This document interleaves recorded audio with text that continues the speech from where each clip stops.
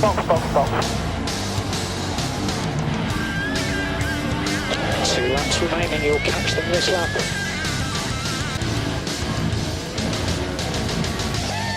World champion! Oh my God! I can't believe it!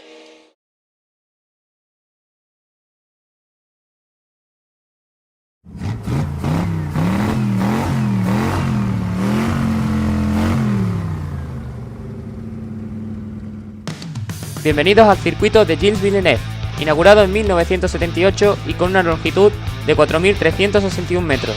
La vuelta rápida la marcó Rubens Barrichello con Ferrari en 2004 y fue de 1 minuto 13 segundos 622 milésimas. La mejor escudería es Ferrari, con 10 victorias, y el mejor piloto es Michael Schumacher, con 7 victorias. Hola, muy buenas a todos, soy TRC y bienvenidos al análisis de la carrera del Gran Premio de Canadá. Antes de empezar quería comentaros que esta carrera ha sido muy tranquila, muy normal. No ha habido muchos sobresaltos y por lo tanto hay poco que comentar. Aunque intentaremos sacar lo máximo de lo que ha ocurrido y poder explicar un poco lo poco que ha pasado. Que han pasado cosas pero han sido bastante pocas para lo que nos suele traer el Gran Premio de Canadá. Recordemos que el año pasado ganó Ricciardo tras ver cómo los dos Mercedes fallaron y tuvieron problemas de fiabilidad. Este año no ha ocurrido nada de eso, ni siquiera ha habido accidentes que hayan producido un safety car, por lo que ha sido una carrera muy monótona. Para empezar, en la clasificación sí que ha tenido bastante emoción, porque hemos visto como equipos y pilotos que se esperaban que estuvieran muy arriba se han quedado en la Q1 por problemas de fiabilidad. Y este es el caso de tanto Vettel como Massa. Massa y Vettel han tenido problemas durante la sesión de clasificación de potencia en el motor, al parecer, y por lo tanto no pudieron pasar de la Q1.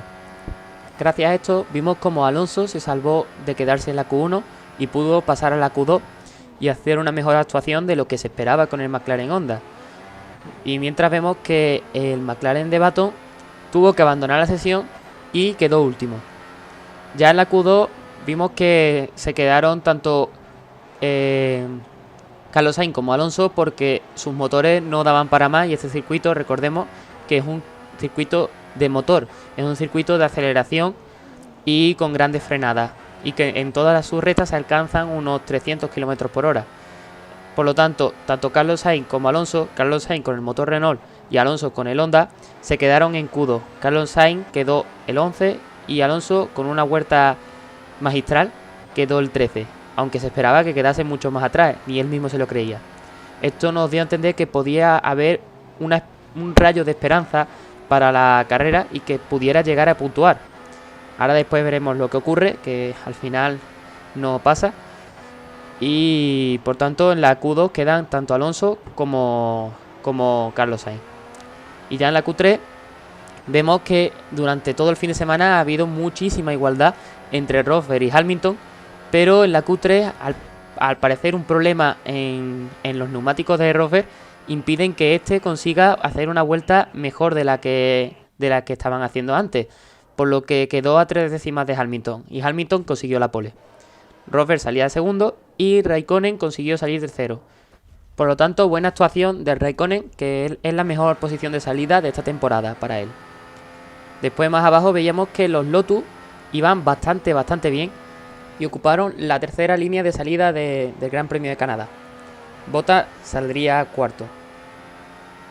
Ya en la carrera vimos al principio una salida muy limpia y vimos como Alonso salió bastante bien y se colocó 11º, mientras que Carlos Sainz perdió posiciones y acabó estando en la posición 13ª, creo. Ahí vimos que podía haber un poco de esperanza y que en las primeras vueltas vimos como el McLaren Honda iba a un ritmo similar a los demás, pero claro, había que tomar en cuenta que estaban en una zona de tráfico, en un circuito en el que todos los coches van muy pegados y por lo tanto todavía no podíamos averiguar qué iba a pasar. Por delante veíamos como Raikkonen salía bastante bien, salía mejor que los dos Mercedes, pero Hamilton colocó el coche bastante torcido en la salida, impidiendo así que Rosberg adelantase y bloqueando a la vez a Raikkonen, por lo que Raikkonen quedó el tercero y no pudo adelantar a ninguno de los dos Mercedes. Ya conforme iban avanzando las vueltas, veíamos cómo se iban formando diferentes grupos de lucha, y en ellos pues estaban los de la clase alta de la Fórmula 1, podríamos dividirlo así en clase alta y clase baja, es decir, clase alta motores Mercedes y Ferrari, y clase baja motores Honda y Renault. Incluso clase baja podríamos tener a los Honda. Vimos cómo se iban dividiendo en esos grupos porque conforme iban avanzando las vueltas, la diferencia entre los diferentes coches iba siendo mayor y por lo tanto había más espacio libre para correr, y los motores Honda y Renault se iban quedando atrás.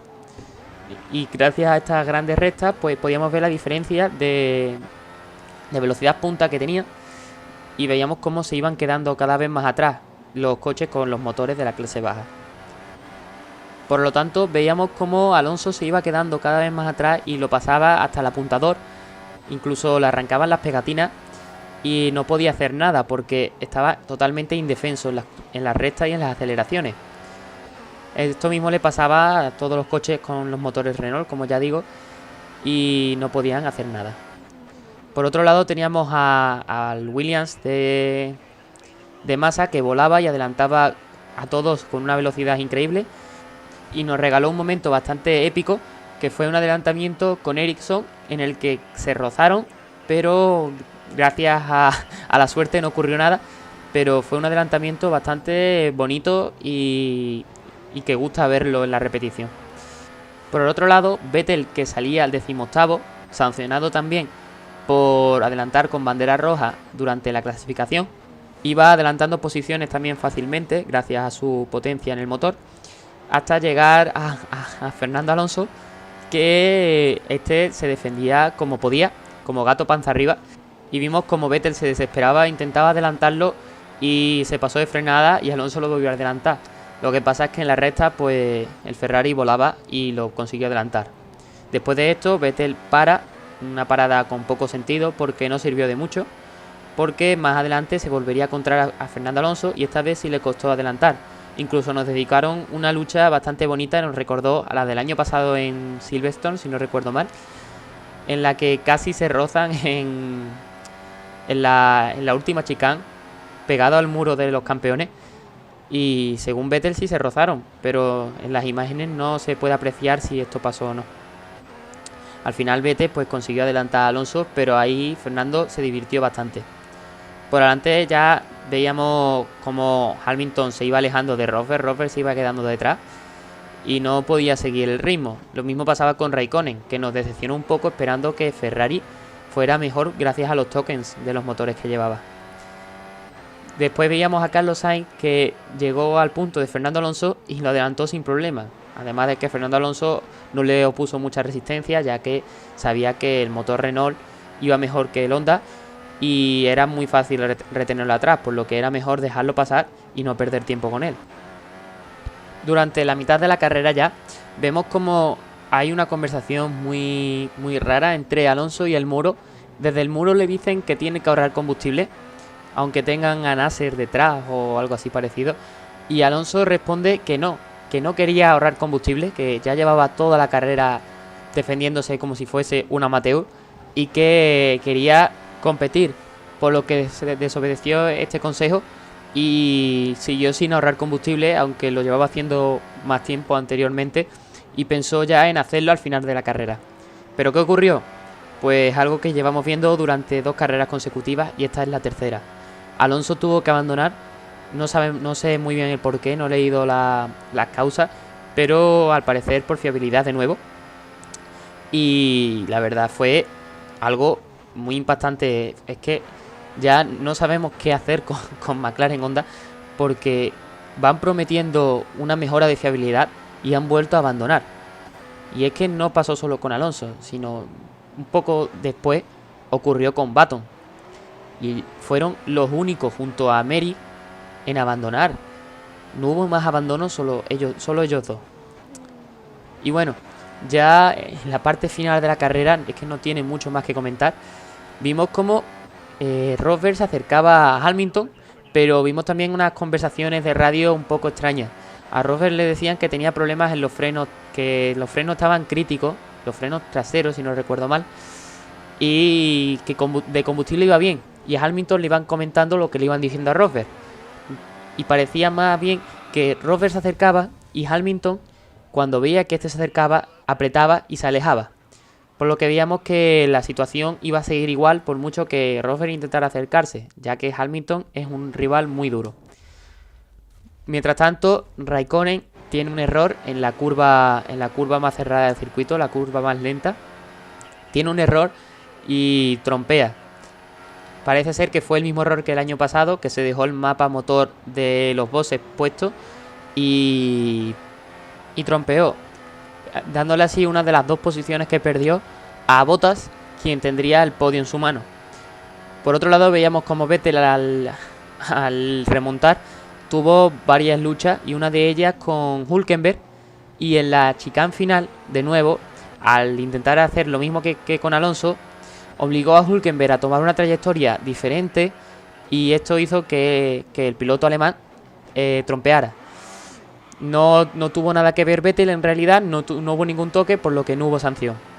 Sí hubo sanción con Grosjean, quien al doblar a Will Stevens se olvidó de que existía y al abrir hueco para tomar una curva, es más, la chicane final de nuevo, le pegó y perdió parte de su alerón delantero. Will Stevens había adelantado a Roberto Merhi en la salida y esto le sirvió a Merhi para volverlo a adelantar. El problema es que Merhi tuvo que abandonar por problemas de fiabilidad, igual que lo hicieron Alonso y Button. La sanción para Grosjean fue de 5 segundos y se le sumarían al final de la carrera, por lo que en ese momento Sainz empieza a correr más porque podía intentar conseguir adelantar esa posición al final de la carrera, pero no le fue posible, ya que Grosjean llevaba un motor Mercedes y Sainz estaba haciendo lo imposible con un motor Renault. Y la carrera no tuvo ninguna variación más. Por lo tanto, las posiciones finales del podio serían primero Hamilton, segundo Rosberg y tercero Bottas. Veríamos cómo abandonaban tanto Alonso como Merhi y mientras tanto Carlos Sainz quedó 12º. Ahora os voy a dejar de fondo, como siempre, las posiciones finales de cada piloto, mientras vemos algunos aspectos importantes que han ocurrido durante este Gran Premio, como son la introducción de los tokens, tanto en los motores Ferrari como en los motores Honda. Ferrari introdujo 3 tokens, es decir, 3 comodines, podríamos llamarlos así, y Honda 2. Para que lo entendáis, unos tokens son unas piezas que se pueden cambiar en el motor. Ferrari tenía, por ejemplo, 10 piezas, Honda tenía 9, y esas piezas las pueden utilizar durante todo el fin de semana. El problema es que tienen que utilizar un motor nuevo para introducir esas piezas. Cuando hablo de motor, hablo de unidad de potencia. Esas piezas pueden pertenecer a cualquiera de las partes de la unidad de potencia. Y bueno, esas piezas Honda decía que eran dedicadas a la fiabilidad y Ferrari para mejorar el rendimiento. Ni vimos un mejor rendimiento de Ferrari, ni vimos una mejora de fiabilidad de Honda. ¿Por qué? Ferrari, bueno, a lo mejor mejoró el rendimiento. Lo que pasa es que alcanzar a Mercedes es algo que parece imposible. Mercedes se deja guardado todo para cuando menos te lo esperas y saca de lo que parece que no hay, saca un montón de rendimiento, por lo que es muy difícil llegar a su nivel. Y por otro lado vemos que Honda abandonó con los 2 coches, de nuevo por problemas de fiabilidad. Si dicen que han traído para mejorar la fiabilidad y que no va a haber problemas de fiabilidad y de nuevo los hay, pues no se ha cumplido con el objetivo del fin de semana. Otro aspecto importante de este fin de semana puede ser la diferencia de velocidad que tienen los motores.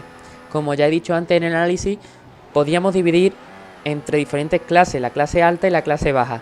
En la clase alta podemos meter a los motores Mercedes y Ferrari, mientras que en la clase baja encontramos a los motores Renault y Honda. Bueno, y al motor Ferrari del año pasado que llevan los Maynard. ¿Qué pasa? Pues los motores de la clase baja tienen una diferencia de velocidad punta impresionante con los de la clase alta. El problema de Renault no es tan grande como el de Honda. Honda tiene una diferencia con Ferrari de 30 km por hora. ¿Qué implica esto? Pues que en la recta se los coman, como ya hemos visto hoy. La gente dirá, oh, es un coche malo y encima consume mucho. Sí, pero el problema no es este. El problema no es que sea lento y consuma mucho, sino el simple problema es la fiabilidad. El problema de Honda está en la fiabilidad. Honda tiene que reducir los cilindros del coche, tiene que reducir las revoluciones, los mapas motores, tiene que capar el motor para que el coche no tenga problemas de fiabilidad.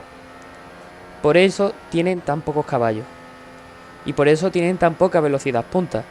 Además de esto, si el coche tiene que empujar durante toda una recta al máximo, porque no puede más, esto implica que tenga más consumo de combustible, porque tarda más en pasar una recta y tiene que ir al máximo durante esta recta.